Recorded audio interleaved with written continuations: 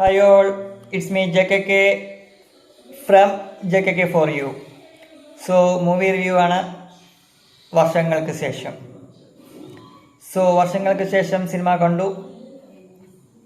Vineeth Sreenivasan directorial, Vishakh Subramaniam production, banner of Merryland Cinemas. Okay, camera Vishwajith, editor Ranjan Abraham, music Amrit Ramnath.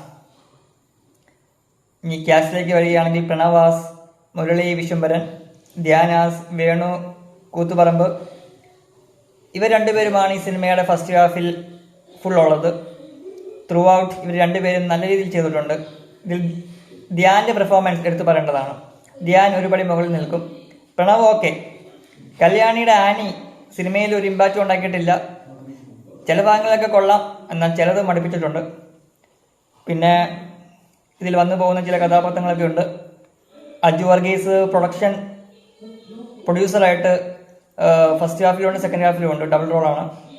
പിന്നെ നീരജുണ്ട്, ഷാൻ റഹ്മാനുണ്ട്, നീതു പിള്ളൈ മറ്റൊരു female lead. പക്ഷെ നീതു പിള്ളയ്ക്ക് ഒന്നും ചെയ്യാനില്ല ഈ സിനിമയിൽ. ഫസ്റ്റ് ഹാഫ് മെയിൻലി പറഞ്ഞു പോകുന്നത് നമ്മുടെ മുരളിയുടെയും വേണുവിൻ്റെയും ലൈഫാണ്, പ്രണവിൻ്റെയും ധ്യാൻ്റെയും ലൈഫാണ്. മുരളിയായിട്ട് പ്രണവും വേണുവായിട്ട് ധ്യാനുമാണ്. ഇതിൽ പ്രണവ് ഒരു മ്യൂസിക് ഡയറക്ടർ ആവാൻ വേണ്ടിയാണ് ചെന്നൈക്ക് പോകുന്നത്. എന്നാൽ ധ്യാൻ റൈറ്ററാണ്, ഡയറക്ടറാണ് ആവാൻ വേണ്ടിയാണ് കോണപ്പക്കത്തിലേക്ക് പോകുന്നത്, ചെന്നൈ. ഇവിടുത്തെ രണ്ട് ചെറുപ്പക്കാർ ചെന്നൈയിൽ പോകുന്നൊക്കെയാണ്, സിനിമ മോഹിച്ച് ചെന്നൈയിൽ പോകുന്നൊക്കെയാണ്. അതിലൊരാൾ സക്സസ് ആവുന്നു, ഒരാൾ ഫെയിലർ ആവുന്നു. പിന്നീട് സക്സസ് ആയ വ്യക്തിക്ക് എന്ത് സംഭവിക്കുന്നു. പിന്നെ സെക്കൻഡ് ഹാഫ് എന്നൊക്കെ പറയുന്നത് തീർച്ചയായിട്ടും പ്രസന്റ് ആണ്. ഇതിൽ നിതിൻ മോളി ഗസ്റ്റ് റോൾ അത് അതിഗംഭീരമാണ്. നിവിൻ പോളി വളരെ ഗംഭീരമായിട്ട് ചെയ്തിട്ടുണ്ട്. കോമഡിയൊക്കെ കൊള്ളാം.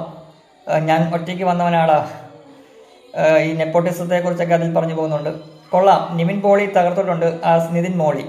പിന്നെ ഇപ്പോഴത്തെ ഈ സോഷ്യൽ മീഡിയ റിവ്യൂസിനെയൊക്കെ വലിച്ചു കയറി ഭിത്തിയിൽ ഒട്ടിച്ചിട്ടുണ്ട്, ഭിത്തിയിൽ. ഓക്കെ, മൊത്തത്തിൽ പറഞ്ഞാൽ കൊള്ളാം, നൈസാണ്. ഒരു സിനിമ മോഹിച്ച് മദ്രാസിൽ ചെന്ന് അവസാനം സിനിമ അവർ ചെയ്യുന്നുണ്ട്. സിനിമയുടെ സെക്കൻഡ് ഹാഫ് അതാണ് പറയുന്നത്. പിന്നെ സോങ്സിലേക്ക് പോവുകയാണെങ്കിൽ മധുപകരു സിനിമയുടെ സ്റ്റാർട്ടിങ്ങിലുള്ള ഒരു സോങ് ആണ്. പിന്നെ ജ്ഞാപകം അതാണ് ഈ സിനിമയുടെ സോൾ സോങ്. പിന്നെ പ്യാരാ മേരാ വീര നിവിൻ പോളിയുടെ സോങ്. പിന്നെ എനിക്ക് ഫേവറേറ്റ് ആയിട്ടുള്ള ജീവിതഗാഥകളെ അത് കൊള്ളാം. പിന്നെ ഞാൻ ആളുന്ന അതും കൊള്ളാം. ഹഷീം പാടിയ പാട്ട്, ഹഷീം അബ്ദുൽ വാഹിബ് പാടിയ പാട്ട് ഞാൻ ആളുന്ന. പിന്നെ കരകാണ. ഓൾമോസ്റ്റ് മിക്ക പാട്ടുകളും എനിക്ക് ഇഷ്ടപ്പെട്ട പാട്ടുകൾ തന്നെയാണ്. ഇതിൽ ഒരു പാട്ട് പറഞ്ഞാൽ ജ്ഞാപകം കൊള്ളാം, അതാണ് ഇതിലെ സോള്. പിന്നെ രണ്ടാമതൊരു പാട്ടിലേക്ക് പോയാൽ ഞാൻ എടുക്കാൻ പോകുന്നത് ഞാൻ ആളുന്നതായിരിക്കും. പിന്നെ ജീവിതഗാഥകളെ, പിന്നെ മധുബകരും എല്ലാം നൈസാണ്. എനിക്ക് ഫേവറേറ്റ് ആയിട്ടുള്ള പാട്ടുകളാണ് ഇതെല്ലാം. ഓക്കെ, അമൃത് രാംനാഥ് ആസ് മ്യൂസിക് ഡയറക്ടർ നല്ലൊരു റോൾ ചെയ്തു വെച്ചിട്ടുണ്ട്. പുള്ളിയുടെ ഭാഗം BGM ആണെങ്കിലും കൊള്ളാം. ഇതിൽ ഷാൻ റഹ്മാൻ അഭിനയിച്ചിട്ടുണ്ട് ആസ് എ ആക്ടർ. നമ്മൾ മ്യൂസീഷ്യനായിട്ടാണ് പുള്ളിയെ കണ്ടിട്ടുള്ളത്, പക്ഷേ ഷാൻ റഹ്മാൻ ഒരു ആക്ടറും കൂടിയാണ്. എന്താണെങ്കിലും 80s-ലെയും 90s-ലെയും ഒരു കോണമ്പക്കം സ്റ്റോറിയാണ് സിനിമ പറഞ്ഞു പോകുന്നത്. സിനിമ മോഹിക്കുന്നവർക്കൊക്കെ ഇത് കാണാം. കാരണം എത്രയോ കഷ്ടപ്പെട്ടിട്ടാണ് ഇവരൊക്കെ ഒരു അഭിനേതാവായി മാറുന്നതും അല്ലെങ്കിൽ ടെക്നീഷ്യന്മാരൊക്കെ ആയി മാറുന്നതും ഒക്കെ തന്നെ. വർഷങ്ങൾക്ക് ശേഷം കൊള്ളാം. ഇതിൽ വിനീത് ശ്രീനിവാസനും അഭിനയിച്ചിട്ടുണ്ട്. സിനിമ കണ്ടവർക്കറിയാം, തുടക്കം മുതൽ അവസാനം വരെ വിനീത് ശ്രീനിവാസനുണ്ട്. പിന്നെ സിനിമ പറഞ്ഞു പോകുന്നത് ഒരു ഫ്ലാഷ് ബാക്കിലൂടെയൊക്കെ തന്നെയാണ്, കഥ പറയുകയാണ്. വർഷങ്ങൾക്ക് മുൻപ്, മാസങ്ങൾക്ക് മുമ്പ്, പിന്നെ വർഷങ്ങൾക്ക് ശേഷം. Art name. പിന്നെ ഇന്ന് എൻ്റെ ബർത്ത്ഡേ ആണ്, April 18. എൻ്റെ ബർത്ത്ഡേക്ക് തന്നെ കാണാൻ ഞാൻ ആഗ്രഹിച്ച സിനിമയാണ് വർഷങ്ങൾക്ക് ശേഷം. ഇതൊരു സിനിമാ കഥ ആയതോടും കൂടി ആണ് ഞാൻ ഈ ഒരു സിനിമ തിരഞ്ഞെടുത്തത്. ഇനി രംഗണനെ കാണണം,